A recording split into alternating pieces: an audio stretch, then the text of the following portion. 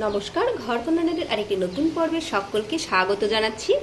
আজকে দেখুন আমি পোলাওয়ের চাল যেটা হয়, চিনি গুঁড়া চাল বলা হয়, ওইটা দিয়ে আমি ভাত করেছি, সাথে দিয়েছি আলু সিদ্ধ, আর এইদিকে করেছি সর্ষে বাটা, লবণ আর কাঁচা লঙ্কা দিয়ে।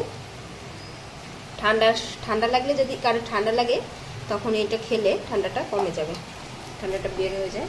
আর এদিকে ভেন্ডি ভাজার জন্য কুচিয়ে নিয়েছি, আর এখানে আছে বিভিন্ন রকম সবজি, লাউ, গাজর, আলু, আর এদিকে হচ্ছে লাল শাক রান্না করব। তা লাল শাকটাকে একটু আমি হালকা ভাপ দিয়ে নেব।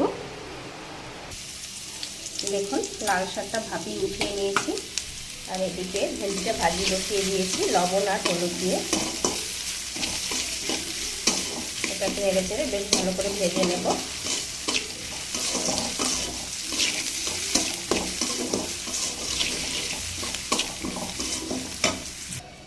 দেখুন ভেন্ডি ভাজিটা তুলে নিয়েছি, এবারে কড়াইয়ে কালো জিরে ফোড়ন দিয়েছি, এবার লাল শাকটা দিয়ে দেব।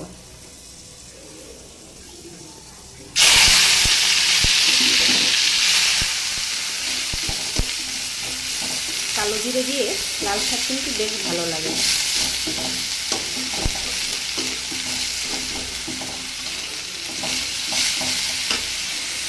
এবার লাল শাকটাকে বেশ ভালো করে একটু লবণ দিয়ে দেবো, দিয়ে বেশ ভালো করে নেড়ে চেড়ে ভেজে তুলে নেব। দেখুন ভেন্ডি ভাজি, আর এদিকে হচ্ছে লাল শাক। আর এই সবজিটা আমি পরেই রান্না করি, যেহেতু সকালবেলার খাবার 3 রকম আইটেম হয়ে গিয়েছে, 3 রকম না 4 রকম। যে লাল শাক ভাজি, ভেন্ডি ভাজি, আর এই যে সর্ষে বাটা, আর এদিকে ভাতের ভিতরে আলু সিদ্ধ আছে, এটা দিয়ে সকালটা চালিয়ে নিই, তারপরে সবজিটা পরে রান্না করব। তা আজকে আমার এই রান্নার ভিডিওটি কেমন লাগলো অবশ্যই কমেন্ট করে জানাবেন। ভিডিওটি ভালো লাগলে চ্যানেলটি লাইক, সাবস্ক্রাইব, শেয়ার করে দিবেন। আর কারা কারা এরকম সকালবেলা ভাত সিদ্ধ শাক খেতে পছন্দ করেন অবশ্যই কমেন্ট করে জানাবেন।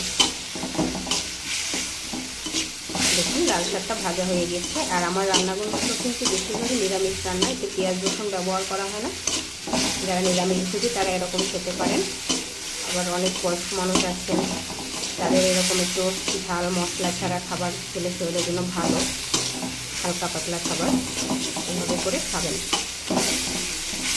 এখন লাল শাকটাকে শুধু কালো জিরে ফোড়ন দিয়ে নেড়ে চেড়ে ভেজে নিয়েছি। শাকটা যত নাড়া হয় শাকের তত স্বাদ আসে। দেখুন